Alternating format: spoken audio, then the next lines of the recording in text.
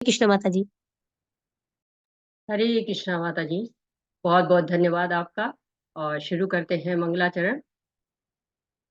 ओम नमो भगवते वासुदेवाय।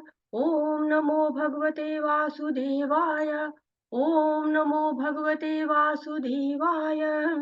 ओम अज्ञानातिमिरान्धस्य ज्ञानञ्जनं शलाकया चक्षुरुन्मीलितं येन तस्मै श्रीगुरुवे नमः। श्रीचैतन्यमनोभीष्टं स्थापितं येन भूतले स्वयं रूप कदा मह्यं ददाति स्वपदान्तिकं। वन्देऽहं श्रीगुरु श्रीयुतपदकमलं श्रीगुरून् वैष्णवांश्च श्रीरूपं साग्रजातं सगण रघुनाथ अमितं तं सजीवं साद्वैतं सावधूतं परिजनसहितं कृष्ण चैतन्य देवं श्रीराधा कृष्ण पादान सहगण ललिता श्री विशाखा अन्वितांश्च। हे कृष्ण करुणा सिंधु दीनबंधु जगतपते गोपेश गोपिका कांत राधा कांत नमस्तुते। तप्त कांचन गौरांगी राधे वृंदावनेश्वरी वृषभानुसुते देवी प्रणमामि हरिप्रिये। नमो विष्णुपादाय कृष्णपृष्ठाय भूतले श्रीमति भक्ति वेदांत स्वामी इति नामिनी। नमस्ते सरस्वती देवी गौरवाणी प्रचारिणी निर्विशेष शून्यवादी पाश्चात्यदेश तारिणी।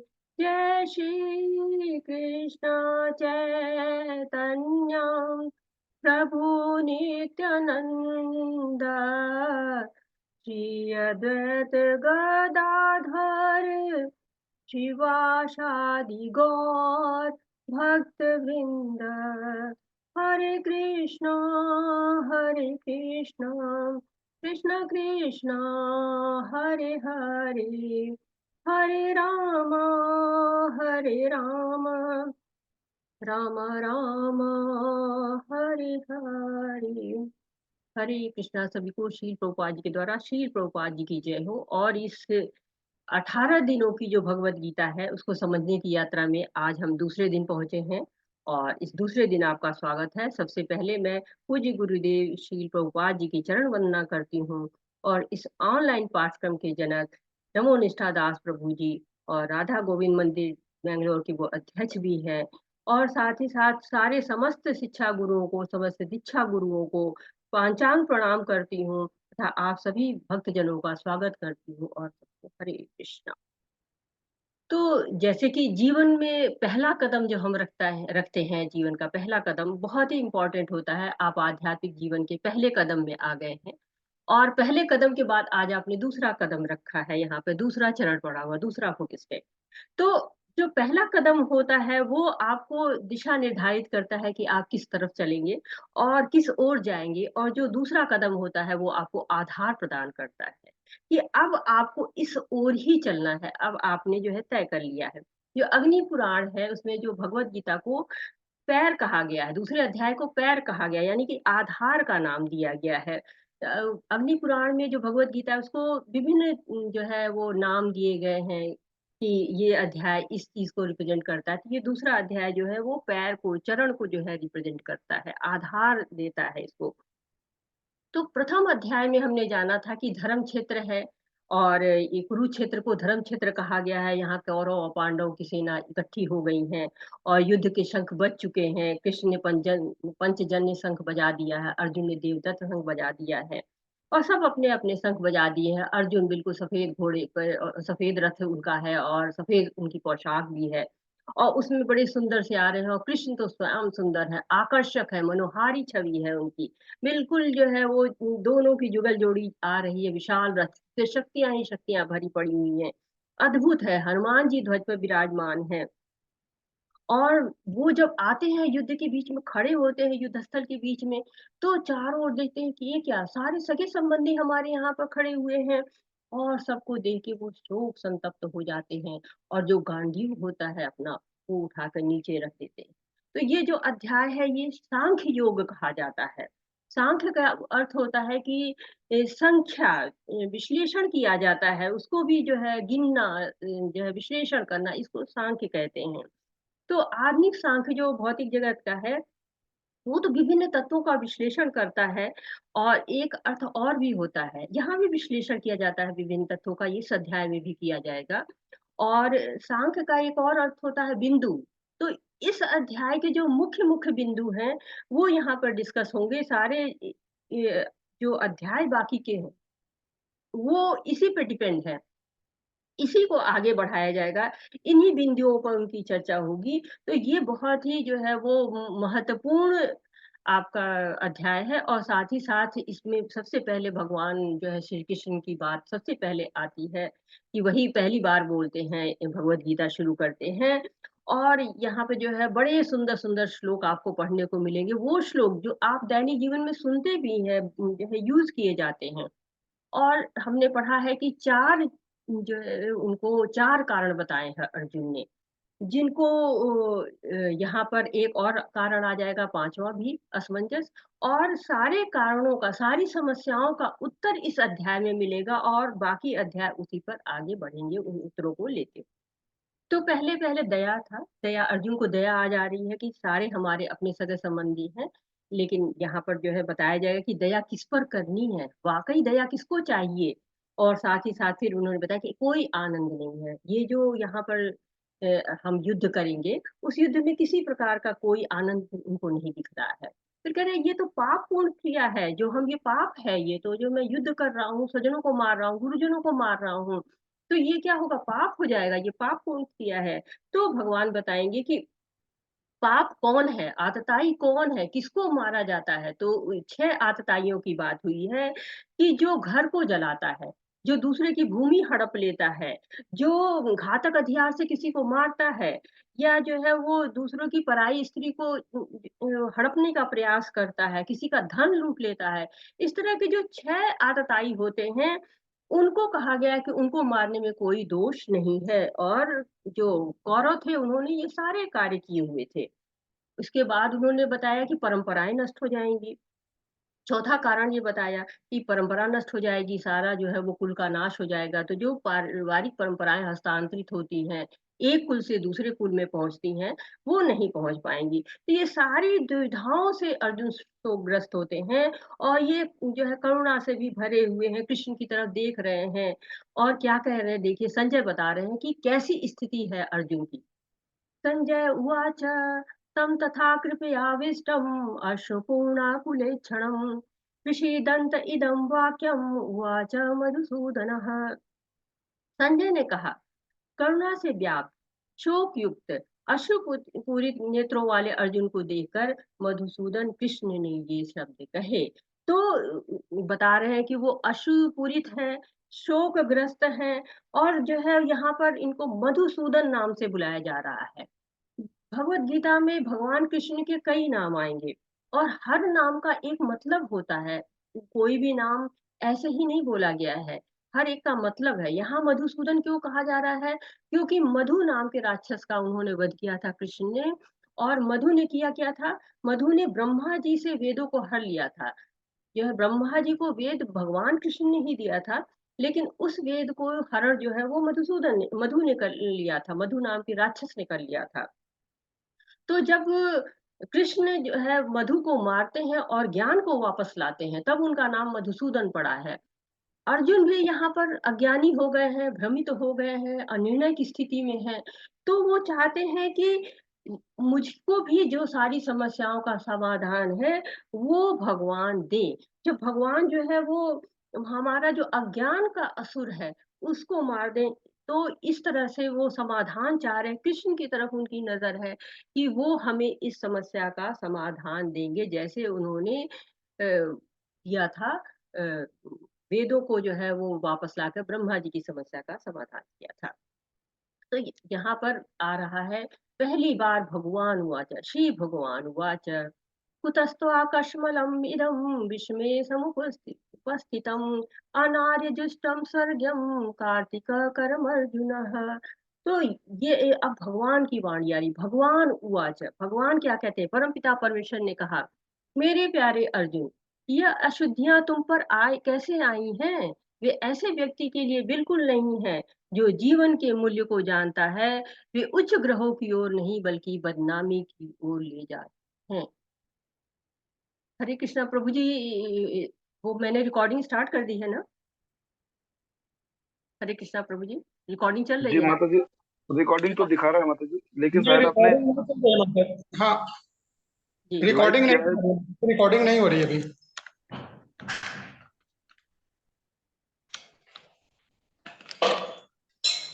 रिकॉर्डिंग हो रही है, लेकिन कंप्यूटर में हो रही है, लाइव नहीं जा रही है। लाइव नहीं किया माता जी। हाँ, हम्म। लाइव नहीं होता जी। लाइव नहीं है। ठीक है, आगे चलते हैं फिर, तो इसको बाद में जो है अपलोड कर देंगे। तो अब भगवान की वाणी शुरू हो रही है। 46 श्लोक जो है पहले अध्याय में थे, और एक सबसे पहले संजय ने बोला हुआ है। तो अब जो है वो भगवान बोल रहे हैं। तो भगवान कितने अच्छे श्रोता हैं, इतना पूरा अध्याय बोला गया है, और अभी भी जो है पहला जो श्लोक है वो संजय बोल रहे हैं। तो भगवान बहुत अच्छे श्रोता हैं, और क्यों ये हमें भी बता रहे हैं कि हमको अच्छे श्रोता बनना चाहिए। अगर हम साधारण रूप से अगर हम सुनते हैं, अगर हम सामान्य हमसे कोई बात करता है इस तरह वन टू वन, तो हम क्या लगता है कि अर्जुन सही तो कह रहे हैं, दया करनी चाहिए। कोई आनंद तो नहीं अपनों के बिना किसी चीज में, सुख हो गम हो, क्या आनंद है? कोई भी आनंद नहीं है, पाप है ये सब चीजें हमको सही लगती हैं। लेकिन भगवान जो है वो क्या करते हैं, भगवान गुरु के पद पे हैं, भगवान से पूछ रहे हैं, गुरु की भूमिका ग्रहण कर ली है उन्होंने, और वो उसको डांट लगा रहे हैं कि ये बताओ कि ये अशुद्धि तुमको कैसे आ गई, कैसे तुम्हारे अंदर ये जो है बात आ गई है। अर्जुन को भगवत गीता में आप पढ़ेंगे गुणाकेश कहा गया है, यानी कि जो नींद से जो है वो नींद को जीत लेता है, जो अज्ञान को हर लेता है, खत्म कर देता है, उसके पास अज्ञान नहीं है, उसको भगवान ने भ्रमित कर दिया है। और इसके साथ साथ अर्जुन युद्ध की तैयारी, जिस वक्त वनवास में था तभी उसको समझ में आ गया था कि दुर्योधन कुछ देने वाला नहीं है, दुर्योधन से हमें युद्ध करके ही लेना पड़ेगा। और उसने देवताओं से युद्ध किया, वहां से अस्त्र शस्त्र उसने लिए, और साथ ही साथ गांडीव जो है वो प्राप्त किया, अग्निदेव के कहने पर वरुण ने उसको दिया था, शिव जी से पशुपाल अस्त्र लिया था उसने। तो ऐसे उसने पूरी तैयारी कर ली। अब एक तरह उसकी स्थिति ऐसी हो गई थी, जैसे कोई बच्चा साल भर पढ़ाई करता है और एग्जाम आता है तो कहता है कि नहीं नहीं, हम मैं तो एग्जाम नहीं दूंगा। तो वैसे ही स्थिति अर्जुन की है। और जैसे लोग बेटों को समझाते कि नहीं बेटा एग्जाम दीजिए, जितना पढ़ा है जितना आता उतना ही लिखिए, और इस तरह समझाते हैं, वैसे ही कृष्ण जो है उसको समझा रहे हैं कि इस तरह की बातें तुम्हें उच्च ग्रहों की ओर नहीं बल्कि बदनामी की ओर ले जाएंगी। ये जो तुम सोच रहे हो, ये चीजें तुम्हें कहीं से भी कुछ आपको यश देने वाली नहीं है, ऐसा बता रहे। अब जो श्लोक आ रहा है वो बहुत ही ज्यादा इम्पोर्टेंट श्लोक है, और ये श्लोक बहुत सुंदर है, और यहाँ से जो दिशा और दशा दोनों बदल जाती है, भगवत गीता की नया मोड़ आ जाता है। कार्पण्य दोषोपहत स्वभावा, पृच्छामि त्वां धर्म सम्मूढचेता, यच्छ्रेयस्यानिश्चितं ब्रूहि तन्मे, शिष्येऽहं शाधिमां त्वां प्रपन्नम्। अब मैं अपनी कृपण दुर्बलता के कारण अपना कर्तव्य भूल गया हूँ, और सारा धैर्य खो चुका हूँ। ऐसी अवस्था में मैं आपसे पूछ रहा हूँ कि जो मेरे लिए श्रेयस्कर हो उसे निश्चित रूप से बताएं। अब मैं आपका शिष्य हूँ और शरणागत हूँ, कृपया मुझे उपदेश दें। तात्पर्य, यह प्राकृतिक नियम है कि भौतिक कार्यकलाप की प्रणाली ही हर एक के लिए चिंता का कारण है। पग पग पर उलझन मिलती है, अतः प्रमाणी गुरु के पास जाना आवश्यक है, जो जीवन के उद्देश्य को पूरा करने के लिए समुचित पथ निर्देश दे सके। समग्र वैदिक ग्रंथ हमें यह उपदेश देते हैं कि जीवन की अनचाही उलझनों से मुक्त होने के लिए प्रामाणिक गुरु के पास जाना चाहिए। ये उलझने उस दावाग्नि के समान है जो किसी के द्वारा लगाए बिना भभक उठती हैं। इस प्रकार विश्व की स्थिति ऐसी है कि बिना चाहे जीवन की उलझने स्वतः उत्पन्न हो जाती हैं। कोई नहीं चाहता कि आग लगे, किंतु फिर भी वह लगती है। और हम अत्यधिक व्याकुल हो उठते हैं। अतः मनुष्य को भौतिक उलझनों में न रहकर गुरु के पास जाना चाहिए। यही इस श्लोक का तात्पर्य है। तो भगवत गीता में यहाँ पर बताया है कि अर्जुन योद्धा हैं और उनको युद्ध करना बहुत अच्छी तरह से आता है। उनको भगवान से ये नहीं चाहिए कि हाँ, हम युद्ध कैसे करें, हमको किस पर बाण चलाना चाहिए, कैसे चलाना चाहिए, ये उनको नहीं जानना है। वो क्या जानना चाहते हैं कि मैं जो ये युद्ध कर रहा हूँ, ये युद्ध उचित है कि नहीं? तो ज़्यादातर लोगों का ये मन होता है कि भगवत गीता तो कहती है लड़ो, लड़ो, लड़ो, लड़ो, लड़ाई सिखाती है, नहीं। भगवत गीता हमारी समस्याओं का समाधान देती है कि हमें क्या करना चाहिए, जब समस्याएं आती हैं उस वक्त हमें क्या करना चाहिए। तो यहाँ बहुत आराम से बताया गया है कि सही गलत का भेद बता रही है। फिर भगवान बता रहे हैं कि सही गलत का भेद क्या होगा, ये बताएंगे भगवान। और हमें भी जब कठिन समय कोई आए तो हमें भी गुरु की, साधु की, शास्त्र की मदद लेनी चाहिए, क्योंकि हम उस वक्त अनिर्णय की स्थिति में होते हैं, जैसे कि अर्जुन है, सही गलत का भेद नहीं कर पाते हैं। तो अब ये वार्तालाप जो है वो अर्जुन का और कृष्ण, दो मित्रों का नहीं रह गया है। अब जो है गुरु का और शिष्य का वार्तालाप है। यहाँ पर एक बात कह रहे हैं अर्जुन कि यच्छ्रेयहं शानिश्चितम ब्रूहि तन्मे, यानी जो मेरे लिए श्रेयस्कर हो वो बताइए। जीवन में हमको वही काम करना चाहिए जो श्रेयस्कर हो। श्रेयस्कर क्या होता है कि जो शुरू में भले हमको कड़वा लगता है, भले ही हमको उतना अच्छा ना आए लगे, लेकिन बाद में वो हमको फलदायी होता है। जैसे सच बोलना है, सच बोलना शुरू में बहुत कठिन होता है। स्टार्टिंग में अगर किसी को कोई गलती हो जाती है, उस सच को बाहर लेना बहुत मुश्किल होता है। लेकिन एक बार अगर हम सच बोल देते हैं, तो हम बहुत सारी जो है झूठ बोलने से बाहर आ जाते हैं।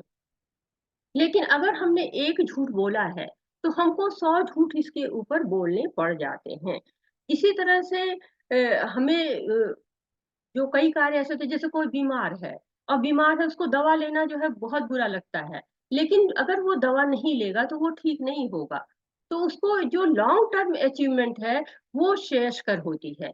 लेकिन कुछ चीजें क्या होती हैं, तुरंत जैसे झूठ बोल दिया मैंने ये नहीं किया, तो बहुत आराम है, लेकिन बाद में परेशानी होगी, ये इसको प्रेयस कहते हैं। तो लॉन्ग टर्म अचीवमेंट चाहिए या शॉर्ट टर्म अचीवमेंट चाहिए, यहाँ पर अर्जुन बता रहे हैं कि हमको श्रेयस्कर जो है, जो हमारे लिए अच्छा है, जो हमें जीवन में सही रास्ते पर ले जाता है, वो जो है हमको कार्य बताइए। तो ये शरणागति का श्लोक है और अर्जुन पूरी तरह से शरणागत हो जा रहे हैं।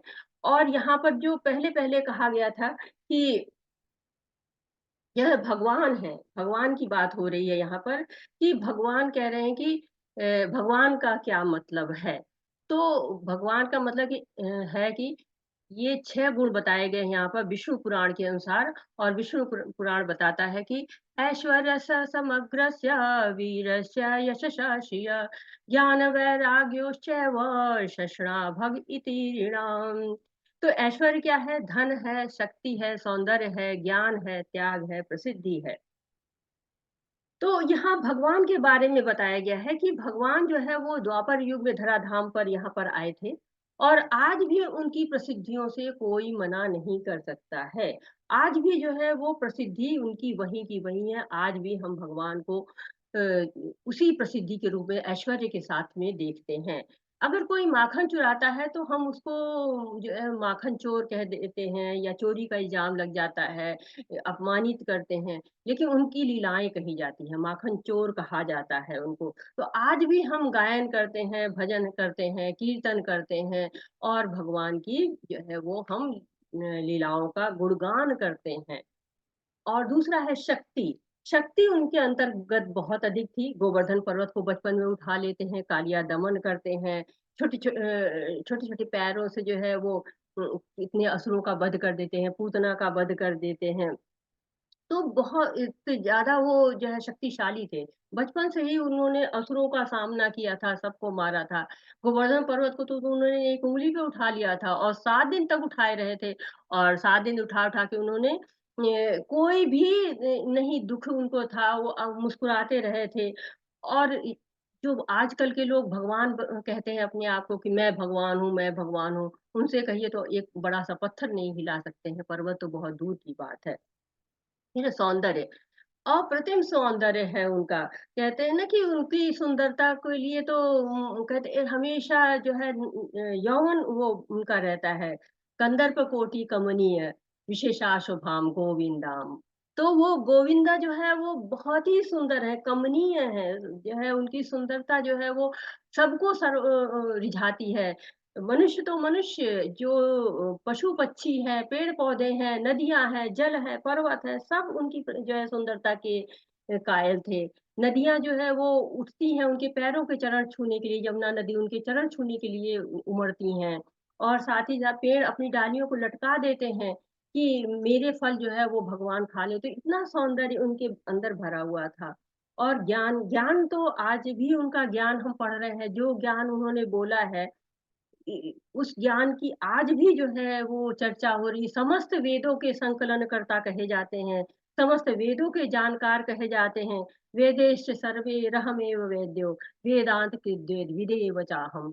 तो वेदों का उद्देश्य ही भगवान को जानना है। और भगवत गीता को देखिए, 5000 साल पहले इस ज्ञान को दिया गया था, और आज भी हम सब समझने की कोशिश इसको कर रहे हैं। त्याग उन्होंने क्या, जहाँ त्याग, उनके जितना त्याग तो किसी का था ही नहीं। पल भर में मथुरा त्याग दी, वृंदावन त्याग दिया, गोकुल त्याग दिया, जितने भी वैराग्य उनके पास, सारा धन भी त्यागने के लिए उनको कोई समय नहीं लगता था। अनंत कोटि ब्रह्मांड के मालिक थे और तब भी क्या था, सारथी बनने को तैयार हो गए। इतनी छोटी पदवी ले ली, कोई सम्मान का उनको नहीं है। और जबकि छोटे छोटे पोस्ट के लोग होते हैं, वो छोटे छोटे काम में शर्माने लगते हैं कि नहीं नहीं, हमको ये कैसे करना है, हमारी प्रतिष्ठा कम हो जाएगी, हमको लोग क्या कहेंगे। लेकिन वो हर जगह जो है चले जाते थे, कहीं भी जो है वो खेलने लगते थे बच्चों के साथ, गोप सखा के साथ, गोपियों के साथ। कितनी लीलाएं उन्होंने की हैं। और भगवान राम को आप उदाहरण देख सकते हैं कि कल चक्रवर्ती राजा बनने वाले थे। बिल्कुल सारी तैयारियां हो गई हैं और एक पिता की आज्ञा पे वनवास को चले जाते हैं, बिना झिझक के, बिना कुछ कहे। चक्रवर्ती साम्राज्य, ये भी नहीं कि छोटा मोटा कोई राजा बन रहे थे, बहुत बड़े उसके मालिक बन रहे थे। लेकिन उन्होंने इसको पल भर में टुकरा दिया। और धन, धन तो उनके पास अपार था, 16,108 रानियां, उतने महल, उतने बच्चे, उतने पोते पोतियां, सब उनके थे। और उसके जो है उन्होंने धन, अपरंपार धन था। तो भगवान के लिए जो है वो ये सारे जो ये 6 गुण बताए गए हैं, ये 6 गुण मिलके भग कहलाते हैं। भग यानी कि ऐश्वर्य, ये सारे गुण उनमें असीमित मात्रा में थे। और कहते हैं ना कि अगर आपके अंदर इतने गुण आ जाएं, असीमित मात्रा में आ जाएं, तो आप भी भगवान बन सकते हैं। लेकिन शर्त ये भी है, इतने सारे गुण हमेशा आपके अंदर रहना चाहिए, जो कि इस भौतिक जगत में नहीं हो सकता है। सौंदर्य क्या है, आज है कल नष्ट हो जाता है। धन क्या है, आज बहुत धनवान है, कल जो है बिल्कुल धन नहीं है। या आज बिल्कुल गरीब है, कल धन ही धन आपके पास है। तो इस तरह से धन भी टिकता नहीं है। शक्ति, आज आप जो है कुमार है, यौवन है आपका, कल आप बूढ़े हो गए, आपकी शक्ति जो है क्षीण हो जाती है। तो प्रसिद्धि है, आज कोई प्रसिद्धि के लेवल पे बहुत ऊंचा रहता है, कल बिल्कुल गिर जाता है। तो इस तरह से ये चीजें आती हैं जाती हैं। इसका जो है असीमित मात्रा में किसी के पास हमेशा नहीं रहती हैं। लेकिन भगवान श्री कृष्ण है जिनके पास ये हमेशा और असीमित मात्रा में रहता है, इसीलिए उनको भगवान कहा गया है। अब ये हम देख रहे हैं कि भगवान जो परम सत्य है, परम सत्य को हम 3 तरह से देख सकते हैं, 3 अवस्थाओं में देख सकते हैं। एक जो सबसे पहले जो उनकी जो स्थिति होती है, बताया गया कृष्ण कौन है और उनका दिखाया जा रहा है कि कैसे हैं। पहले हम उनको देखते हैं तो ब्रह्म के रूप में देखते हैं, ब्रह्म ज्योति के रूप में वो दिखाई देते हैं। फिर वो परमात्मा के रूप दिखते हैं और फिर वो परमेश्वर यानी भगवान के रूप में देखते हैं। तो पहले जैसे हमने देखा था, हमको केवल जमीन दिखाई दे रही थी। एक तुलना की तरह से दिखाया गया है कि हम पहले देखते हैं ब्रह्म का स्तर, केवल ज्योति होती है, कुछ भी नहीं दिखाई देता है, हमको केवल एक ज्योति दिखाई देती है, और फिर हमको परमात्मा रूप यानी कि हमको उनका थोड़ा सा दर्शन होना शुरू हो जाता है। लेकिन जैसे ही हम उनको और ज्यादा जान जाते हैं, हमको उस पेड़ को जैसे ज्यादा जान लिया, तो एक तोता दिखाई दे रहा है, ये तोता जो है वो उस पेड़ के अंदर दिखा, तो ये भगवान का रूप है। यानी कि तीन अवस्थाएं थी। एक अवस्था में हमको केवल ज्योति ज्योति दिख रही थी, दूसरी अवस्था में मतलब एक जगह में लैंड दिखा, दूसरी अवस्था में हमको पेड़ दिखा, और तीसरी अवस्था में हमें इस जो है पक्षी के दर्शन हो रहे हैं। इसी तरह से जो भगवान को देखते हैं हम, तो भगवान पहले इस तरह ज्योति के रूप में, जिसको ब्रह्म ज्योति कहा जाता है, इस ज्योति के रूप में दिखाई देते हैं। लेकिन जब हम दूसरी अवस्था में पहुंचते हैं, हम और ज्यादा भगवान को जानते हैं, भगवान को समझते हैं, तो क्या होता है, परमात्मा रूप हमको दिखाई देता है। परमात्मा रूप यानी कि उनको थोड़ा सा देखते हैं, जैसे हमारे अंदर शुद्धता आई, हमको उनका बाह्य रूप दिखाई पड़ने लगता है। जैसे कि हमारा मन कहता है कि आज तो कुछ अच्छा होने वाला है, तो हमारे अंदर कौन बैठा है, परमात्मा बैठा बोल रहा होता है। हमारे हृदय में परमात्मा बैठा हुआ है, हमारे अंतरात्मा की आवाज कुछ लोग कहते हैं, कुछ लोग उसको सिक्स सेंस कहते हैं, कुछ लोग छठी इंद्रिय कहते हैं। हमको आभास होता है कि कोई कह रहा है, लेकिन हमारे ऊपर होता है कि हम उसको सुने कि नहीं सुने। तो ये परमात्मा की आवाज होती है। जब हम भक्ति करते हैं, हमारे यहाँ शुद्धता आती है, तो हम धीरे धीरे अंदर की आवाज को जानना शुरू करते हैं। वो हमें अंदर से संवारता है और बाहर से भी संभालता है भगवान। बस हम उसके कहने में आए, हम उसकी सुने। और तीसरा रूप क्या होता है, भगवान का ये रूप होता है, सुंदर सा श्याम सुंदर रूप, सलोना सा रूप होता है। तो यह तीन अवस्था होती है परम सत्य की। इसको हम जो है भगवान को तीन रूपों में समझ सकते हैं। और जो लोग हैं वो इनकी इस तरह से तीन रूपों में लोग पूजा करते हैं, तीन रूपों में उन लोग की आराधना भी करते हैं। इसके बाद हम आते हैं अगले श्लोक के ऊपर। ये श्लोक भी हमको बहुत अधिक समझ में आता है ये, क्योंकि हमें अब धीरे धीरे शरीर से आगे बढ़ के हम आत्मा की तरफ चल रहे हैं। भगवान जो है भगवत गीता में आत्मा का ज्ञान दिया गया है। क्या कहता है, और आत्मा का ज्ञान क्यों दिया गया है, क्योंकि अर्जुन कह रहे हैं कि हमें दया करनी चाहिए। ये आंसर वन, जो पहला क्वेश्चन है, उसका आंसर आ रहा है। देहिनस्मिन् यथा देहिनो अस्मिन् यथा देहे कौमारं यौवनं जरा तथा देहांतर प्राप्ति धीरस्तत्र न मुह्यति। जिस प्रकार शरीरधारी आत्मा इस वर्तमान शरीर में बाल्यावस्था से तरुणावस्था में और फिर वृद्धावस्था में निरंतर अग्रसर होता रहता है, उसी प्रकार मृत्यु होने पर आत्मा दूसरे शरीर में चला जाता है। धीर व्यक्ति ऐसे परिवर्तन से मोह को प्राप्त नहीं होता है। तो यहाँ पर क्या कहा जा रहा है कि आत्मा जो है वो हमारे शरीर में हमेशा जो है वो बदलते रहते हैं, अपने स्वरूप को जो है वो आत्मा तो रहती है शरीर में, लेकिन जो शरीर होता है वो बदलता रहता है। वो बाल्यावस्था से तरुणावस्था में आता है, फिर जो है वृद्धावस्था में आता है, धीरे धीरे जो है वो मृत्यु होती है और आत्मा फिर उस शरीर को छोड़ के दूसरे शरीर में चली जाती है। तो अब ये समझने की बात है कि हम शरीर नहीं है, हम आत्मा हैं। और हमको ऐसे परिवर्तन से, जो लोग धीर व्यक्ति होते हैं, जो लोग स्थिति प्रज्ञ व्यक्ति होते हैं, वो इससे परिवर्तन से मोह को प्राप्त नहीं होते। लेकिन जो है वो साधारण व्यक्ति क्या है, वो तो मोह को प्राप्त होता है, क्योंकि उसे पता ही नहीं है कि शरीर अलग है और आत्मा अलग अलग है। हम देखिए, हमारी जो बचपन की फोटो होती है वो बिल्कुल अलग होती है। कई बार तो हम अपनी फोटो को नहीं पहचान पाते हैं, माता पिता बताते हैं कि ये तुम थे छोटे थे, ये तुम थी छोटी थी। तो ये शरीर बदलता रहता है, लेकिन आत्मा में परिवर्तन नहीं होता रहता है। और आत्मा जो है इस शरीर के साथ तब तक रहती है, और जब तक मृत्यु नहीं होती तब तक रहती है, और जब वो छोड़ के चली जाती है तो ये शरीर जो है वो मृत हो जाता है। तो इसीलिए हमारा क्या है, हम हमारी आत्मा में परिवर्तन न होने के कारण क्या होता है कि हमारा मन वैसे ही रहता है। हम बूढ़े हो जाते हैं, लेकिन हमारे मन में परिवर्तन नहीं होता है। कहते हैं ना कि दिल तो बच्चा है जी। तो दिल क्या है कि हमेशा मन होता है, वो आत्मा ही होती है जो कि हमेशा जो है वैसे ही बनी रहती है, उसका मतलब उसमें कोई परिवर्तन नहीं होता रहता, जो परिवर्तन होता है शरीर में होता है। अब देखिए कितने लोग अमरता के प्रयास में रहते हैं कि हमको अमरता चाहिए, क्यों चाहिए अमरता? क्योंकि आत्मा शाश्वत है, वो हमेशा रहती है, तो वही ऐसे परिवर्तन नहीं चाहती, वो अमर रहना चाहती है।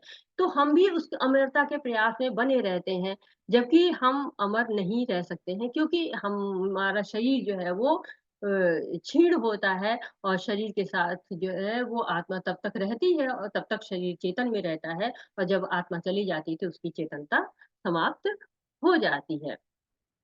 ये श्लोक भी हमको आत्मा के बारे में बताती है कि आत्मा का क्या रूप है, कैसा स्वरूप है, और आत्मा क्या-क्या करती है। वांशांसि जीर्णानि यथा विहाय नवानि गृह्णाति नरोपराणि तथा शरीराणि विहाय जीर्णान्यानि संयाति नवानि देहि। जिस प्रकार मनुष्य पुराने वस्त्रों को त्याग कर नए वस्त्र धारण करता है, उसी प्रकार आत्मा पुराने तथा व्यर्थ के शरीरों को त्याग कर नवीन भौतिक शरीर धारण करता है। अणु आत्मा द्वारा शरीर का परिवर्तन एक स्वीकृत तथ्य है। आधुनिक विज्ञानी जन तक जो आत्मा के अस्तित्व पर विश्वास नहीं करते, पर साथ ही हृदय से शक्ति साधन की व्याख्या भी नहीं कर पाते, उन परिवर्तनों को स्वीकार करने को बाध्य हैं, जो बाल्यकाल से कौमारावस्था और फिर तरुणावस्था तथा वृद्धावस्था में होते रहते हैं। वृद्धावस्था में यही परिवर्तन दूसरे शरीर में स्थानांतरित हो जाता है। तो हमारी पहचान क्या है? हम आत्मा हैं, शरीर नहीं हैं। प्रभु जी, मेरी आवाज़ आ रही ठीक-ठाक? जी जी माता जी। जी, हरी। तो प्रश्न होता है कि मैं कौन हूँ? तो अगर पूछा जाता है कि मैं कौन हूँ, तो हम कहते हैं कि अपना नाम बताते हैं, अपना घर बताते हैं, परंतु ये हमारी असली पहचान नहीं है। हम प्रतिदिन क्या रहता है, कपड़े बदलते हैं, मौसम के अनुसार कपड़े बदलते रहते हैं, और जो है जगह के अनुसार कपड़े पहनते रहते हैं। बाहर जाएँगे तो दूसरे कपड़े पहनेंगे, घर में रहेंगे तो दूसरे कपड़े पहनेंगे। तो हम समय और इच्छा के अनुसार अपने बदलते रहते हैं, अपने कपड़ों को बदलते रहते हैं। वैसे ही ये आत्मा का जो शरीर कपड़ा है, और ये विभिन्न योनियों में जाते हैं और उसी के अनुसार कपड़ा बदलता रहता है। आत्मा और शरीर दोनों अलग-अलग है, और शरीर बदल जाता है, परंतु जीवात्मा नहीं बदलती है, वो हमेशा वैसी ही रहती है। मृत्यु इस देह का बिल्कुल स्वाभाविक परिवर्तन है, और शरीर को चाहे कितना भी सँभालो, कितना भी साबुन लगाओ, शैम्पू लगाओ, इत्र लगाओ, लेकिन क्या है, ये नश्वर है। भगवान उत्तर दे रहे हैं समस्या का कि शरीर नहीं, आत्मा पर दया करनी है। हमारी जितनी भी दया है वो हमें आत्मा पर करनी है। क्यों? क्योंकि शरीर तो नश्वर होता है। तो शरीर पे हमको दया नहीं दिखानी है। ये बहुत ही महत्वपूर्ण श्लोक है, और इस श्लोक को ज़्यादातर आप सामान्य लोग करते हैं, यूज़ करते हैं, प्रयोग करते हैं। नैनं छिदन्ति शस्त्राणि नैनं दहति पावकः न चैनं क्लदयन्तापो न शोषयति मारुतः। यह आत्मा न तो कभी किसी शस्त्र द्वारा खंड-खंड किया जा सकता है, न ही अग्नि द्वारा जलाया जा सकता है, न जल द्वारा भिगोया या वायु द्वारा सुखाया जा सकता है। तो क्या कह रहे हैं, आत्मा के गुण बता रहे हैं कि आत्मा में क्या-क्या गुण होते हैं। तो पहला बताया गया, नैनम छिदन्ति शस्त्राणि, शस्त्र से उसको नहीं जो है वो भेदा जा सकता है। नैनम दहति पावकः, न ही इसको अग्नि द्वारा जलाया जा सकता है। न चैनम क्लेदयन्तापो न शोषयति मारुतः, न ही जल द्वारा भिगोया जा सकता है, और न ही वायु द्वारा सिखाया जा सकता है। तो हमें अब इस सत्य से परिचित हो रहा है, और जब हमको पता चल जाता है कि हम आत्मा शाश्वत है, अजर अमर है, तो फिर जब इस हमारे को पता चलता है इस बात का, तो हमारी जीवन की दशा भी बदलती है, दिशा भी बदलती है। और यह श्लोक जो है हमें जीवन की सार्थकता को समझाता है कि जब किसी की मृत्यु हो जाती है तो कहा जाता है ना कि वो नहीं रहे, वो चले गए। तो वो कहाँ गए? वो कौन थे जो चले गए? हमें तो सामने शरीर दिख रहा है, वो तो यहीं रखे हुए हैं, सामने रखे हैं। तो जो चला गया वो कौन था? तो जो चला गया था वो क्या था? वो आत्मा थी। आत्मा चली गई, चेतनता चली गई, और जो बचा है उसको क्या लोग कहते हैं? उसको लोग कहते हैं कि ये मिट्टी है। मिट्टी मानते हैं उसको। जब आत्मा नहीं रहती है शरीर के साथ, तो कोई अस्तित्व नहीं रहता है। और यही भगवान हमको इस श्लोक के द्वारा समझा रहे हैं कि हमें जो हमारा अस्तित्व है, वो आत्मा के ऊपर ही टिका हुआ है। तो आत्मा के गुण शाश्वत हैं, अकाट्य हैं।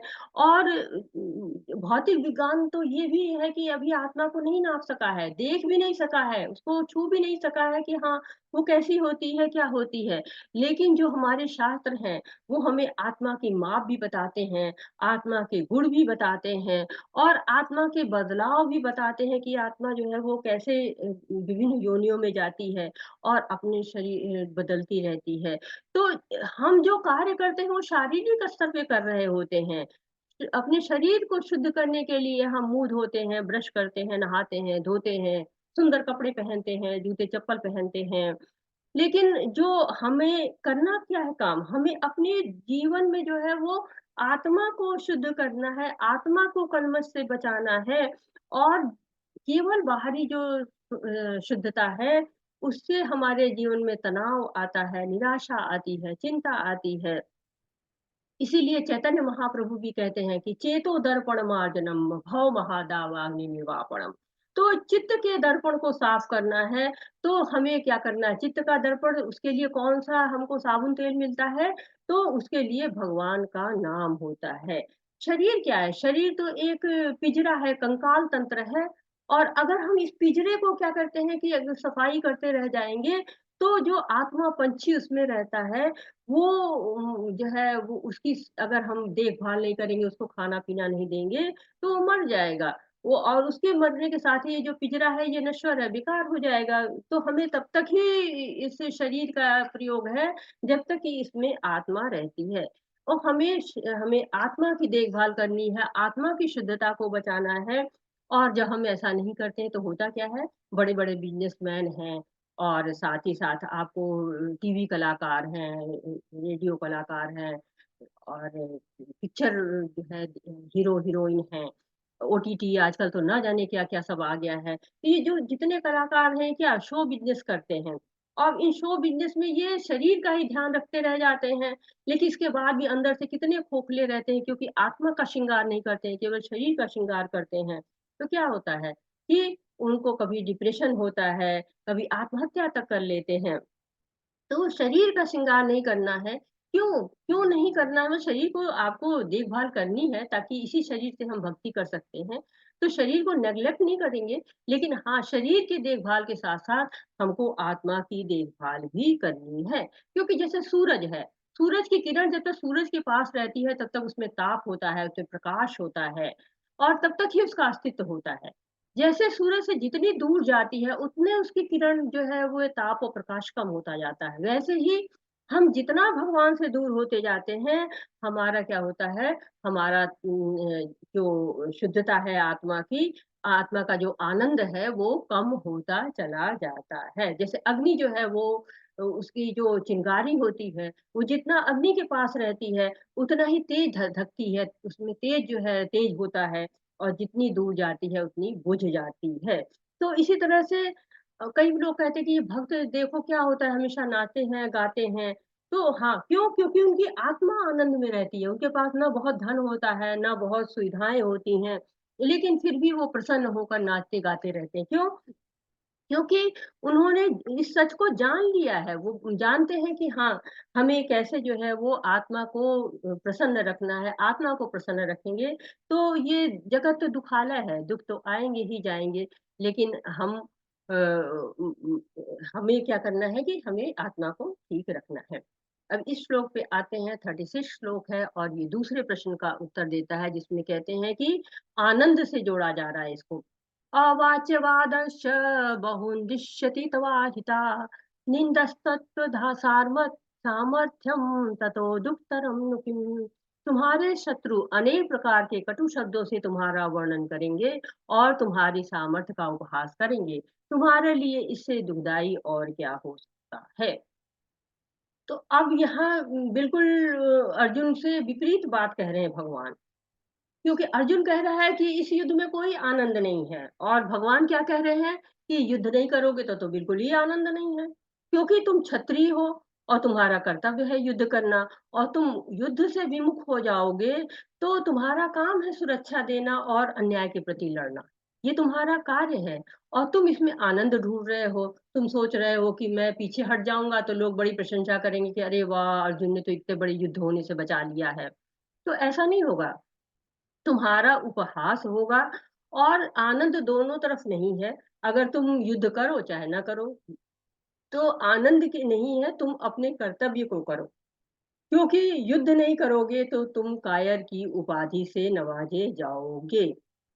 और जो लोग बच जाएंगे वो भी ये नहीं कहेंगे कि बड़े दयालु था अर्जुन और उसने हम लोग को बचा दिया। वो कहेगा कि बहुत, उसके पास तो इतने सारे अस्त्र शस्त्र थे, इतना ज्यादा उसके पास सारी सुविधाएं होते हुए भी, और युद्ध छोड़ के भाग गया। कितना कायर था। जब उसको ये इस चीज की थी ही नहीं कि हाँ वो युद्ध कर सके, तो इतने अस्त्र शस्त्र को जुटाने का फायदा क्या था। हिम्मत ही नहीं है तो हिम्मत पहले होनी चाहिए, युद्ध में कायर था। इस तरह की बातें होंगी तो तुम्हारा अपयश होगा। यहाँ पर उसी बात को और आगे बढ़ाते हुए क्या कह रहे हैं, हतो वा प्राप्यस्यसि स्वर्गं जित्वा वा भोक्षसे महीम् तस्मादुत्तिष्ठ कौन्तेय युद्धाय कृतनिश्चयः। हे कुंती पुत्र, यदि तुम युद्ध में मारे जाओगे तो स्वर्ग प्राप्त करोगे, और यदि तुम जीत जाओगे तो पृथ्वी के साम्राज्य का भोग करोगे। अतः दृढ़ संकल्प करके खड़े हो जाओ और युद्ध करो। तो युद्ध में क्या कह रहे हैं कि युद्ध में दो लाभ हैं, कि अगर तुम मारे जाओगे तो स्वर्ग मिल जाएगा, जीत जाओगे तो पृथ्वी का राज भोगोगे, सारे भोग तुम्हारे लिए रहेंगे। तो तुमको दोनों हाथ में लड्डू हो जाएंगे। जैसे कहते हैं ना, चित भी मेरी पट भी मेरी। तो वैसे तुम्हारे पास दोनों चीजें रहेंगी। और जबकि इसके विपरीत में अगर तुम तर्कहीन सारे रखते हो अपने जो है बातों को, जो तर्कहीन बातें हैं वो तर्क अगर तुम देते रहोगे, तो तुम्हारा अपयश के सिवा कुछ भी नहीं होने वाला है। तो ये भगवान उनको सिखा रहे हैं।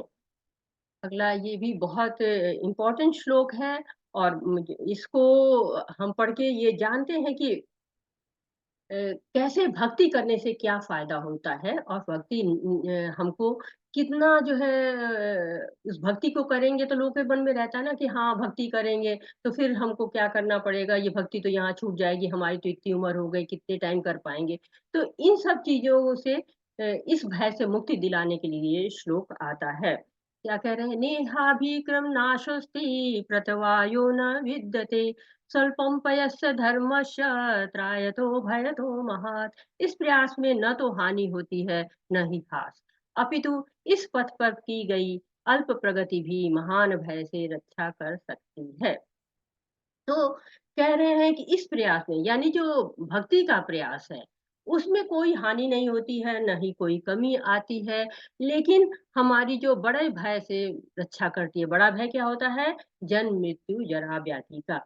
अब यदि देखिए कि हम इस भौतिक जगत में मकान बनवाते हैं, मकान बन के खड़ा हो जाता है, और हम फिर जाते हैं, दूसरा जन्म होता है, फिर हम मकान बनवाएंगे। अगर हमने जितनी शिक्षा ली है, एमए पीएचडी सब कर लिया, डीलिट कर लिया, तो भी क्या, सब यहीं छोड़ के जाना है, फिर अगले जन्म में पढ़ना शुरू करना पड़ेगा। लेकिन भक्ति का काम ऐसा है, अगर हम भक्ति कर रहे हैं जन्म में, तो हमें कोई भी हास नहीं होगा। हम क्या करेंगे, हम इस भक्ति को और आगे ले जाएंगे, अगले जन्म में ले जाएंगे। तो हमें क्या करना है कि प्रयास करना है, जहां हम छोड़े थे फिर वहीं से हमको भक्ति मिल जाएगी। तो प्रयास करना नहीं छोड़ना चाहिए, क्योंकि प्रयास करने से ही हमें सफलता मिलती है। देखिए, जटायु था। अब रावण जब सीता को हरण करके ले जा रहा था, तो जटायु बहुत छोटा सा पक्षी था। वो जानता था कि रावण से मैं युद्ध करके जीत नहीं सकता हूँ। लेकिन फिर भी उसने युद्ध किया, जितना उसका प्रयास था उसने किया, और उस प्रयास में वो मरणासन हो गया। और भगवान आए और भगवान ने उसको देखा और कहा कि कहिए तो मैं आपको फिर से जीवन दे दूं। तो जटायु ने कहा कि नहीं, जब भगवान मेरे समक्ष खड़े हैं, साक्षात भगवान के हाथों से मेरा अंतिम संस्कार हो रहा है, तो मुझे कोई जीवन की जरूरत नहीं है। और ऐसा अच्छा जो है वो अंतिम संस्कार किसको मिलेगा, भगवान अपने पिता तक का संस्कार नहीं कर पाए थे स्वयं, लेकिन जटायु का संस्कार उन्होंने स्वयं किया था। विभीषण थे, प्रहलाद महाराज थे और ध्रुव महाराज थे। इन लोगों ने भक्ति कितनी जटिल अवस्था में अपनी भक्ति को किया था और उस भक्ति के कारण उन्होंने पद भी प्राप्त किया, लोक प्राप्त किए। ये बहुत सुंदर सा क्यूट सा जो है वो दृश्य है कि ये परंपराओं का हस्तांतरण हो रहा है।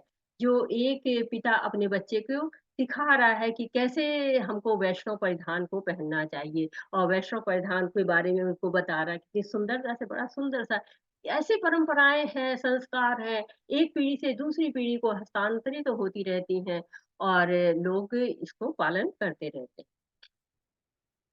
अब यहाँ पर जो है वो पांचवें आप जो असमंजस है उसका आंसर मिल रहा है कि व्यवसायत्मिका बुद्धि रेके ह कुरु नंदना बहुशाखा हनंता बुद्धयो सब साइनम।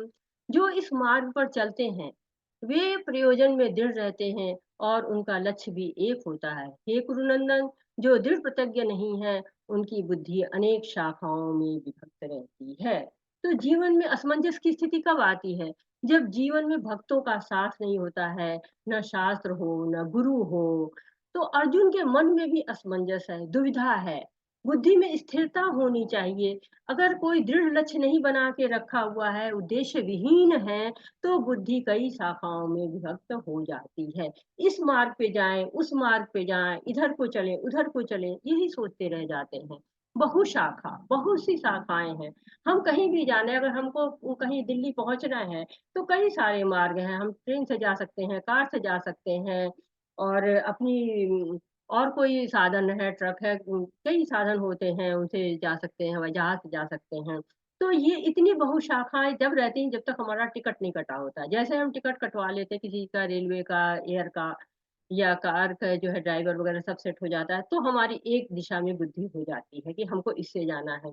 ऐसे ही जब हमारी लक्ष्य उद्देश्य बिल्कुल निर्धारित हो जाता है कि हमें भगवान कृष्ण को पाना है, भगवान श्री कृष्ण के अतिरिक्त हमें कोई कुछ नहीं चाहिए, तो क्या होता है, तो हम दृढ़ प्रतिज्ञ हो जाते हैं और दृढ़ता जैसे भगवान में शरणागत होते हैं हमें दृढ़ता हो जाती है। तो भगवान कह रहे हैं कि तुम मुझको गुरु के रूप में स्वीकार करो, शरणागत हो।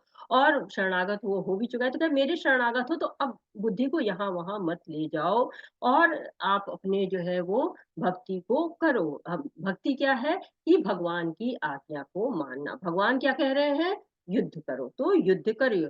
प्रभुपाद जी से जैसे उनके गुरुजी ने कहा था कि आपको अंग्रेजी जानने वालों के बीच में जाके प्रचार करना चाहिए कृष्ण भावनामृत का। और कितनी विषम परिस्थितियां थी। आप हम लोगों ने शुरू में कल देखा था कि प्रभुपाद जी कैसे मालवाहक जहाज पर गए और कैसे मुश्किल में उन्होंने खुद ही 1000 जो है वो कॉपियां छापी, खुद ही बनाया और खुद ही उसको जो है बेचा। तो कितनी मुश्किल तरीके से उन्होंने गुरु की आज्ञा को पूरा किया। तो ये व्यवसायत्मिका बुद्धि होती है। तो भगवान अर्जुन के 5 कारणों को नकार रहे हैं और ऐसे नहीं नकार रहे हैं कि नहीं नहीं करो करो करो, डंडा मार के नहीं, कोई धमकी दे नहीं रहे हैं कि नहीं तुमको ये करना पड़ेगा, ऐसा नहीं। भगवान सब चीजों को बड़े तर्कों के साथ और बड़े विधिवत जो है वो बता रहे हैं। अब उन्होंने और चीजें भी बता रहे हैं, क्या बता रहे हैं। त्रैगुण्या विषया वेदा निस्ते गुणो अर्जुन निर्द्वंदो नित्य सत्वस्थो निर्योग क्षेम आत्मवान। वेदों में मुख्यतः प्रकृति के 3 गुणों का वर्णन हुआ है। हे अर्जुन, इन 3 गुणों से ऊपर उठो, समस्त द्वैतों तथा और लाभ तथा सुरक्षा की सारी चिंताओं से मुक्त होकर आत्मपरायण बनो। तो वेद क्या है, वेद जो है कर्म कांड है, वेदों में उपासना कांड है, ज्ञान कांड है, कर्म कांड है। तो लोग उसी में उलझे रहते हैं। लोग कर्म कांड में रहते हैं कि ये करेंगे तो ये हो जाएगा, ये करेंगे तो ये हो जाएगा, वो करेंगे तो वो हो जाएंगे, जबकि वेदों का मुख्य उद्देश्य क्या है, 3 गुणों से ऊपर उठना। ये 3 गुणों का वर्णन हुआ है तो हमको 3 गुण होते हैं, सतोगुण, रजोगुण, तमोगुण। तो इनसे ऊपर उठ के हमें क्या करना है, भगवान को जानना है, भगवान की सेवा करनी है। तावान सर्वेषु वेदेषु ब्राह्मणो अभिजानिता। तो क्या कहते हैं कि वेद के द्वारा जो है वो हम भगवान को जानेंगे। यदि भगवान को हमने प्रसन्न कर लिया तो फिर हमारे समस्त जो है पितर हैं, और समाज है, देश है, मतलब सबका परिवार के लोग हैं, सबका जो है वो उत्थान जाता है और उनकी चिंता करने की आवश्यकता नहीं रहती। ये क्यों कह रहे हैं भगवान? क्योंकि अर्जुन को चिंता थी कि पितरों का पिंडदान कैसे होगा? परिवार के मुखिया की मृत्यु हो जाएगी, तो संस्कार देने वाला कोई नहीं रहेगा और कुल की स्त्रियाँ पथभ्रष्ट हो जाएँगी और संतानें अवांछित होंगी और संस्कार नहीं होगा, पिंडदान नहीं होगा, ये सारी उनकी चिंताएँ थीं। तो बता रहे हैं इनसे हटो कर्मकांड, पिंडों को दान-वान की ज़रूरत नहीं है। अगर श्री कृष्ण को अगर कोई प्रसन्न कर लेता है, तो फिर सभी देवी-देवता, पितर सब अपने आप से प्रसन्न हो जाते हैं। जैसे कि जड़ में अगर पानी दिया जाता है, तो क्या होता है सारा पेड़ खुश हो जाता है, उसमें फूल, फल, डाली में हमको पानी देने की ज़रूरत नहीं रहती है। ऐसे ही एक और उदाहरण दिया जाता है कि अगर आपको भूख लगी है और आपने खाना खा लिया, तो ये नहीं फिर आपका पेट भर गया, आप तृप्त हो गए। अब उससे जो ब्लड बनेगा वो पूरे शरीर को स्वस्थ रखेगा, अलग से आँख को, कान को, नाक को और सबको भोजन देने की ज़रूरत नहीं है। ये आप इसके उदाहरण आप देख सकते हैं कि जैसे कि विभीषण ने भगवान की भक्ति को ले लिया, तो हनुमान जी ने सारी लंका में आग लगा दी, लेकिन कुछ नहीं हुआ विभीषण को घर को। और विभीषण जब राजा बनते हैं तो क्या होता है कि सारा समाज खुश हो जाता है, सारा देश लंका खुश हो जाती है और सबका उत्थान होता है। तो ये एक उदाहरण के तौर पे था। ये भी बहुत महत्वपूर्ण श्लोक है और कहते हैं ना कि कुछ श्लोक इम्पोर्टेंट होते हैं और कुछ श्लोक फेमस होते हैं। ये श्लोक ऐसा है जो इम्पोर्टेंट भी है और जो है फेमस भी है। तो इसको पढ़ते हैं।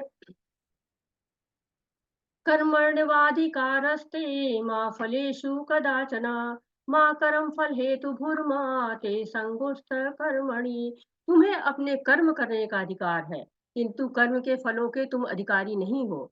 तुम न तो कभी अपने आप को अपने कर्मों के फलों का कारण मानो, न ही न करने में कभी आसक्त हो। तो यहाँ पे क्या बता रहे हैं कि कर्म पर अधिकार है तुम्हारा और कर्म के फलों पर तुम्हारा अधिकार नहीं है।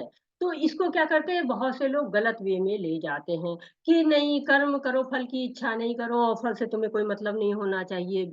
तो कई लोग कहते हैं कि क्या निरुद्देश्य कर्म करते रहें, कोई उद्देश्य ही ना रहे हमारे कर्म करने का, तो आलस आ जाएगा कि ठीक है, आलस में रहते हैं, कुछ फल से मतलब ही नहीं है तो हम कर्म ही क्यों करें? या फिर हम कर्म करेंगे तो हमारे कर्म बंधन लगेगा, तो हम कर्म ही नहीं करेंगे। लेकिन भगवत गीता में ये कर्म का सिद्धांत नहीं दिया गया है। भगवत गीता का सिद्धांत ये है कि कर्म करो, कर्म आपको करना है लेकिन कर्म के फलों में आपकी आसक्ति नहीं होनी चाहिए। अगर कर्म के फलों में आसक्ति हो जाएगी तो होगा क्या? आपको अगर फल वैसा नहीं मिलेगा जैसी आपकी आसक्ति है, जैसा आप सोचते हैं, जैसी आपकी इच्छा है, तो क्या होगा? आपको डिप्रेशन हो सकता है, आप परेशान हो सकते हैं।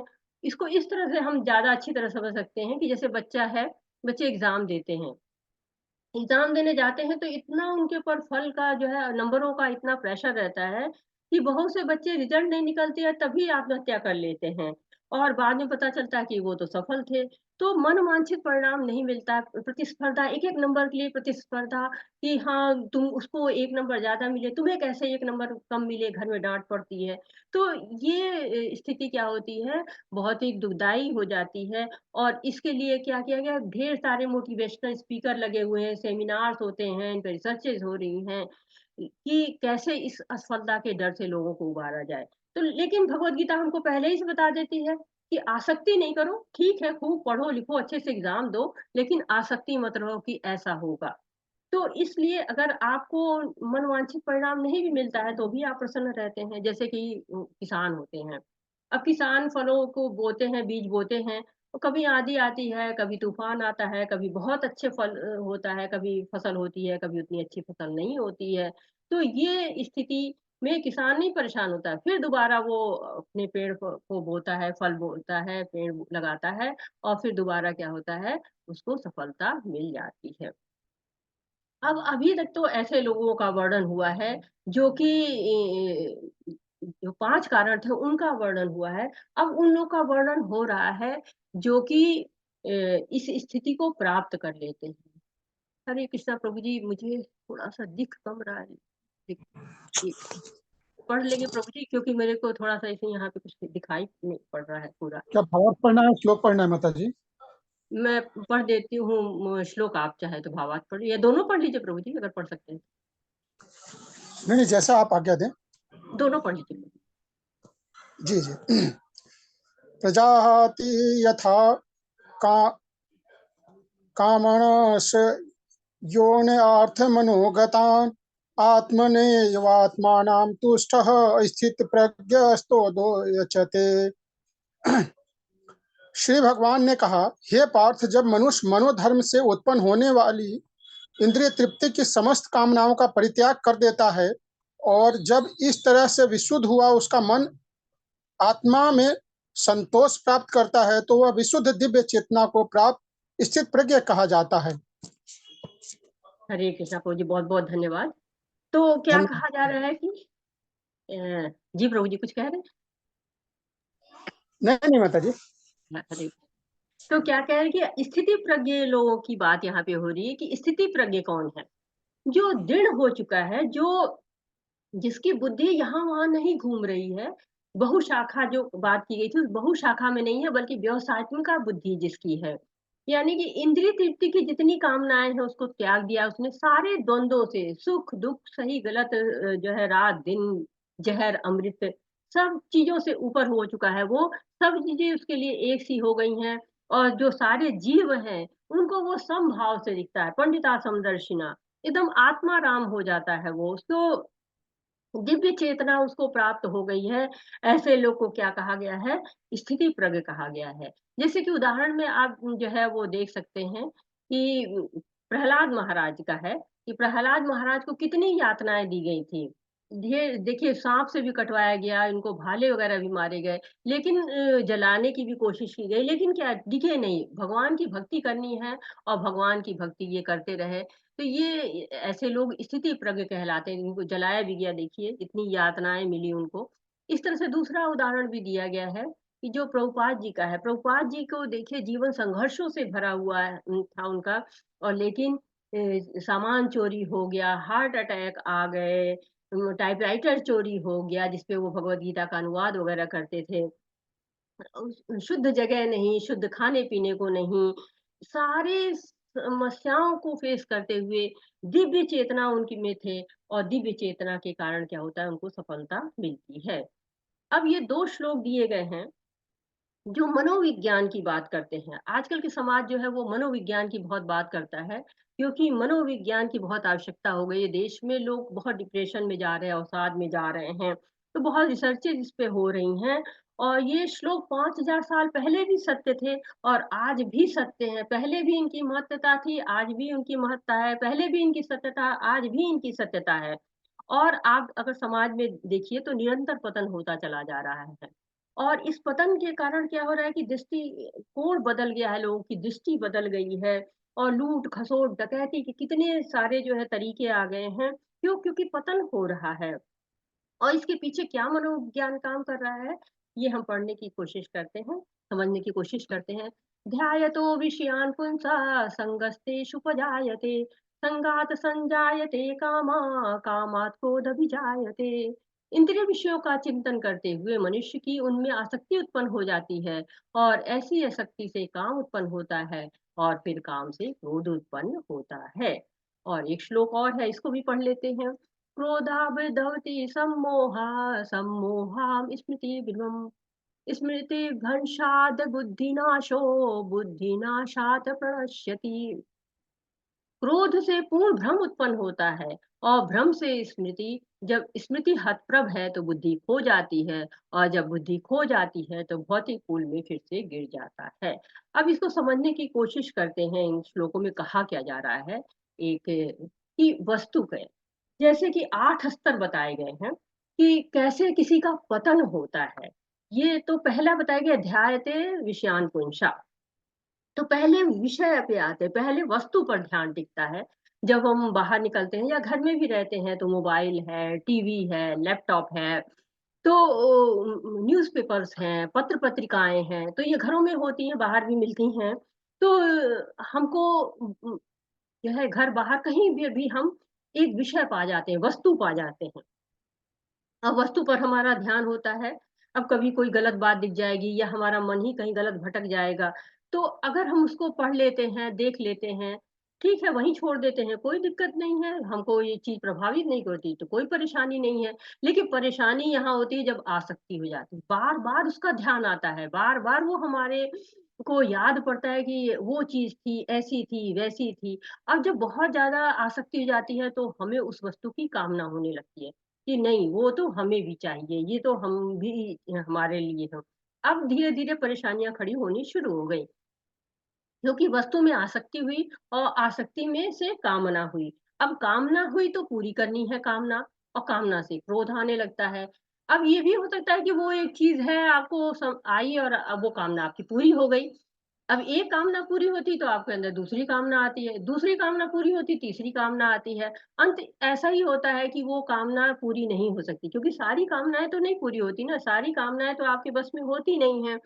क्योंकि देखिए आजकल लोग कितनी विश लिस्ट बना के बैठे रहते हैं, इतनी-इतनी कामनाएँ हैं, पूरी हो या ना हो। लेकिन हाँ, विश लिस्ट आपने बना ली, उसमें आपका मोह नहीं है, आसक्ति नहीं है, तो कोई बात नहीं है, ठीक है, जो हो जाएगा, हो जाएगा। लेकिन अगर इनको ये हो जाए कि नहीं, इसको तो पूरा होना ही है, ये कैसे नहीं हुआ, मुझको तो ये चीज़ मिलनी ही मिलनी चाहिए। जब ऐसा होता है, तो वही दिमाग में आने लगता है और क्रोध उत्पन्न हो जाता है, कि मुझे दो, मुझे कहीं से भी चाहिए। और क्या होता है वो एक सम्मोह में भी आता है, एक जिद सी हो जाती है, नहीं मुझे चाहिए ही चाहिए, इस चीज़ के बिना तो जो है वो नहीं, मेरा नहीं पूरा हो सकता, मुझे चाहिए। और वो सम्मोह क्या करता है, हमारी स्मरण शक्ति की क्षति कर देता है। स्मरण शक्ति की क्षति का क्या मतलब है कि हम भूल जाते हैं कि हम क्या कर रहे हैं। हमारा जो बिहेवियर है, बुद्धि की हानि भी उसके साथ ही साथ होने लगती है कि हमें किसके साथ क्या व्यवहार करना है, हमें किसके साथ कैसे रहना है, कैसे सोचना है, और हम इसमें दूसरे को अपमानित करना शुरू कर देते हैं, दुर्व्यवहार करना शुरू कर देते हैं, और ये हमारे समाज में आजकल बहुत देखा जा रहा है। तो अब इनमें से इतना जब हो जाता है, जब बुद्धि की हानि हो जाए तो उसके बाद होना क्या है? पतन निश्चित है, गिर जाता है व्यक्ति। तो पतन तो बिल्कुल निश्चित हो जाता है। तो हम इन सारी समस्याओं से बचने का क्या तरीका है? हम किसी भी स्तर पे आके रुक जाते हैं। अगर स्मरण शक्ति की क्षति पे रुक जाएँ या सम्मोह पे रुक जाएँ, क्रोध पे रुक जाएँ, काम पे रुक जाएँ, आसक्ति पे रुक जाएँ, तो क्या होगा? तो हमें जो है बच सकते हैं। लेकिन अगर हम नहीं रुकते हैं तो हमारा पतन अवश्यंभावी है, और भगवत गीता इसमें हमारी बहुत मदद करती है। अगर हम भगवत गीता पढ़ते हैं और उसको जीवन में अपने उतारते हैं, तो हम बहुत सारी समस्याओं से बच सकते हैं। अब श्रील प्रभुपाद जी ने हमको क्या दिया है, क्या बता रहे हैं? कुछ शब्द उनके यहाँ पर है कि स्वामी प्रभुपाद के कुछ शब्द, मनुष्य किस भावनामृत या दिव्य जीवन को एक क्षण में प्राप्त कर सकता है। माता जी स्लाइड चेंज नहीं हो रहा है, स्लाइड चेंज कर दीजिए। ओके,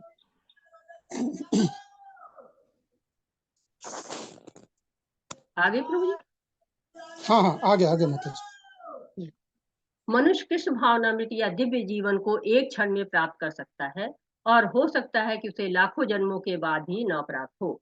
यह तो सत्य समझने और स्वीकार करने की बात है। खटवांग महाराज ने अपनी मृत्यु के कुछ मिनट पूर्व कृष्ण के शरणागत होकर ऐसी जीवन अवस्था प्राप्त कर ली। इस जीवन का अंत होने से पूर्व यदि कोई कृष्ण भावना भावित हो जाए, तो उसे तुरंत ब्रह्म निर्वाण की अवस्था प्राप्त हो जाती है। भगवत धाम तथा भगवत भक्ति के बीच कोई अंतर नहीं है, क्योंकि दोनों चरम पद हैं। अतः भगवान की दिव्य प्रेमा भक्ति में व्यस्त रहने का अर्थ है भगवत धाम को प्राप्त करना। भौतिक जगत में इंद्रिय तृप्ति विषयक कार्य होते हैं और आध्यात्मिक जगत में कृष्ण भावनामृत विषयक। इसी जीवन में ही कृष्ण भावनामृत की प्राप्ति तत्काल ब्रह्म प्राप्ति जैसी है, और जो कृष्ण भावनामृत में स्थित होता है वह निश्चित रूप से पहले ही भगवत धाम में प्रवेश कर चुका होता है। भगवत गीता के प्रतिपाद्य हैं कर्म योग, ज्ञान योग तथा भक्ति योग। इस द्वितीय अध्याय में कर्म योग तथा ज्ञान योग की स्पष्ट व्याख्या हुई है एवं भक्ति योग की भी झांकी दे दी गई है। तो क्या बताया है प्रभुपाद जी ने कि भगवान की भक्ति में और भगवान के धाम में कोई अंतर नहीं है। भगवान की भक्ति करके हम क्षण भर में भगवान को प्राप्त कर सकते हैं, जैसे खटवांग महाराज ने प्राप्त कर ली। और कहते हैं ना कि क्षिप्रम भवति धर्मात्मा, तो ये खटवांग का महाराज का उदाहरण ले सकते हैं कि वो पल भर में मृत्यु के कुछ मिनट पूर्व ही शरणागत हो जाते हैं, और इस द्वारा जो है भक्ति के द्वारा हम ब्रह्म निर्वाण की अवस्था को प्राप्त कर सकते हैं। कहा है भगवत गीता में, आगे बोला गया है, माम चयो व्याभिचारेण भक्ति योगेन सेवते सगुणान समतीत्यान ब्रह्म भूयाय कल्पते। तो ब्रह्म की अवस्था को प्राप्त किया जा सकता है गुणों को लांग करके। और इस अध्याय में कर्म योग भी बताया गया, ज्ञान योग भी बताया गया है, भक्ति योग भी जैसे बताया गया। भक्ति योग की केवल झांकी आई है, तो कहेंगे जैसे व्यवसायत्मिका बुद्धि रे के है कुरुनंदना, ये भक्ति योग की झांकी है। और इस तरह से प्रभुपाद जी ने बताया है इस अध्याय के लिए कि हाँ, इस अध्याय में हमने कर्म योग भी जाना है, ज्ञान योग भी जाना है, या और साथ ही साथ भी भक्ति योग का भी इंट्रोडक्शन हो गया है। इसके बाद इसमें क्या क्या है, मुख्य तो ये 5 जो अर्जुन की समस्याएं थी, जो उनका प्रॉब्लम्स थी, उनका हल बताया गया, सॉल्यूशन बताया गया है कि दया, पहला का है कि दया यानी कि हम शरीर नहीं है, हमें जो है शरीर पर दया नहीं करनी है, हमें आत्मा पर दया करनी है। और कोई आनंद नहीं है, यानी कि हमको मारे जाओगे तो स्वर्ग मिलेगा, और जो है वो जीत जाओगे तो राज्य मिलेगा, ये आनंद मिलेगा यहाँ पर। भौतिक आनंद ही है, लेकिन हाँ, भौतिक लड़ाई है तो भौतिक आनंद है। और भक्ति जो है कह रहे हैं कि पाप जो है भगवान का कार्य अगर किया जाए, लेकिन यही भौतिक लड़ाई को जब आध्यात्मिक कब हो जाती है, जब भगवान के लिए किया जाता है, और भगवान का अगर हम कार्य करते हैं तो हमको कोई पाप नहीं लगता है। और पारंपरिक परंपराओं के लिए हमें प्रेरणा स्रोत बनना भी है, रोल मॉडल, हमको प्रेरणा स्रोत बनना है, ताकि युद्ध क्षेत्र के में जो भी अपयश है वो नहीं लगेगा। अगर हम भगवान के लिए कार्य करते हैं तो हम रोल मॉडल बनते हैं। और क्या असमंजस जो है आखिरी था कि बुद्धि को भगवान में दृढ़ निश्चय के साथ लगा देना चाहिए, क्योंकि भगवान में ही हम अपनी बुद्धि को लगाएंगे, तभी हमारी बुद्धि सही रास्ते पे होगी, अन्यथा पतन का कारण बनेगी। कि वांछा कल्पतरुभ्यश्च कृपा सिंधुभ्य एव च पतितानां पावनेभ्यो वैष्णवेभ्यो नमो नमः। और हमारे साथ सब लोग बोलेंगे, हरे कृष्णा कृष्णा कृष्णा हरे हरे, हरे हरे हरे हरे राम राम राम हरे राम हरे राम राम राम राम हरे राम हरे हरे। हरे कृष्णा। सभी को हरे कृष्णा। कोटि कोटि धन्यवाद माता जी, कोटि हरे कोटि कृष्ण। धन्यवाद, बहुत हरे सुंदर। माता जी, जी एक दो प्रश्न है चैट बॉक्स में, जी जी समय तो ज्यादा हो गया है लेकिन फिर भी रख लेते हैं। जी जी। अ, थोड़ा तो बड़ा एक, था ना अध्याय तो। कोई नहीं माता जी, कोई दिक्कत नहीं है। प्रश्न है ये, नाम इन्होंने नहीं दिया है, वीवो V2231। प्रभु जी, अब नाम इसको रेज करके आप कर सकते हैं, रीनेम करके। इन्होंने आत्मा के बारे में लिखा है माता जी कि पर जो आत्मा है वो नरक में पीड़ा कैसे भोगती है, पीड़ा तो भोगती है ना। तो उनका कहना है कि शरीर और आत्मा के बारे में जब हम बता रहे थे, तो उनका कहना है कि नरक में आत्मा कैसे जाती है। नरक में प्रभु जी एक यातना शरीर मिलता है। जब नरक में जाते हैं, जब हम गरुड़ पुराण पढ़ते हैं और शास्त्रों को पढ़ते हैं, तो कहते हैं कि यातना शरीर मिलता है। उस यातना शरीर ऐसा होता है जो उस पीड़ा को भोग सकता है नरक के, और वहां पर जाके जो है वो भोगना पड़ता है। यातना शरीर को जो है वो भोगना पड़ता है, जो हमने गलत कार्य किए हैं उसके लिए भोगना पड़ता है। और जब हमारे पापपूर्ण कार्य होते हैं तो हमको योनियां भी मिलती हैं, कि हम उन योनियों के द्वारा भी भोग भोगते हैं, जो भी हमारे पाप होते हैं उनका भोग हम योनियों में भी भोगते हैं। हरे जी माता जी। राकेश प्रभु जी कहते हैं, आत्मा पर दया कैसे करें। आत्मा पर दया करने का सबसे आसान तरीका है कि आत्मा पर दया हम भगवान की भक्ति करके कर सकते हैं। जितना ज्यादा हम भगवान की भक्ति करेंगे, उतना ही जो आत्मा की कल्मश हैं वो हटते चले जाएंगे। जो हमने आत्मा तो नहीं कल्मश होता है, आत्मा तो शुद्ध होती है, लेकिन जब वो शरीर में आ जाती है तो वो शरीर के साथ जुड़ने के कारण वो शरीर के दुख को दुख महसूस करने लगती है, शरीर के सुख को सुख महसूस करने लगती है, तो कल्मश जमते जाते हैं। और अगर हम भक्ति करते जाते हैं तो भक्ति करते हैं तो हमारा जो है हृदय शुद्ध होता रहता है। हमारी आत्मा पे जो जितने हमने परतें चढ़ाई होती हैं वो सारी परतें हटनी शुरू हो जाती हैं। और जितना ज्यादा हम भक्ति करेंगे उतनी ज्यादा हमारी जो है कलमश समाप्त होते चले जाते हैं। और ये एक रास्ता है जिसके द्वारा हम आत्मा पर दया कर सकते हैं। जो आत्म शरीर पुराना हो गया, आत्मा उसको छोड़ के और दूसरा शरीर धारण करेगी ही, लेकिन वो क्या शरीर धारण करेगी ये निर्भर करता है। अगर वो आध्यात्मिक शरीर धारण करती है तो वो आनंद में रहती है, लेकिन हाँ अगर वो मनुष्य के शरीर के बाद अगर वो पशु का शरीर धारण करेगी तो कैसे सुखी रहेगी। तो हमें दया करना है, हमको मानव जीवन मिला हुआ है कि हम उस मानव जीवन से हम भगवान के पास जाएं, भगवान की भक्ति करें, हम उच्च लोकों की तरफ जाएं जहां आत्मा आनंद में रहे। आत्मा शाश्वत है, आनंद में रहना चाहिए। तो दया करने का एकमात्र तरीका है कि भगवान की सेवा करो, इंद्रिय तृप्ति को कम करते जाओ। और सबसे तरीका अच्छा है कि इंद्रिय तृप्ति को कम कैसे करेंगे, कि भगवान की सेवा में इंद्रियों को लगा दे। जो भी हम कार्य कर रहे हैं उसको भगवान की सेवा में अगर हम लगा देते हैं तो हमारी जो है वो भक्ति होती जाती है, हमारे कलमश दूर होते जाते हैं। और एक बात देखिए, आप अगर आप भगवान की सेवा में लगाते हैं तो आप गलत काम नहीं कर सकते हैं। कैसे? जैसे कि आप अगर भोग लगाना शुरू कर रहे हैं भगवान को, तो आप उचित अच्छा अन्न खाएंगे, अच्छा शुद्ध खाएंगे। आप गंदी चीजें नहीं खाएंगे, जूठा नहीं खाएंगे, किसी जानवर का छुआ हुआ नहीं खाएंगे। तो आप बिल्कुल शुद्ध साफ सुथरा भगवान को भोग लगाते हैं तो कभी भी गंदे हाथों से, गंदे प्लेट में, गंदे किचन में बनाया हुआ नहीं रखते हैं ना। तो शुद्धता आ जाती है, ऑटोमेटिक शुद्धता आ जाती है। ऐसे अगर आप जब जपा करने लगते हैं तो क्या होता है, ध्यान आप एक जगह करते हैं, लगातार भगवान में करते हैं, तो मन की भी शुद्धि होती जाती है, आत्मा की भी शुद्धि होती जाती है। तो अगर आप यहाँ से जा रहे हैं कुछ लेके, तो मेरा तो ये कहना है कि आप सब लोग कम से कम हरे कृष्ण महामंत्र को लेके जाएं अपने साथ में। और जितना से ज्यादा हो सके हरे कृष्ण महामंत्र का जाप करें। बहुत सुंदर सुंदर श्लोक आज आपने पढ़े हुए हैं, उसमें से कोई श्लोक है उसको आप याद कर सकते हैं, पढ़ सकते हैं।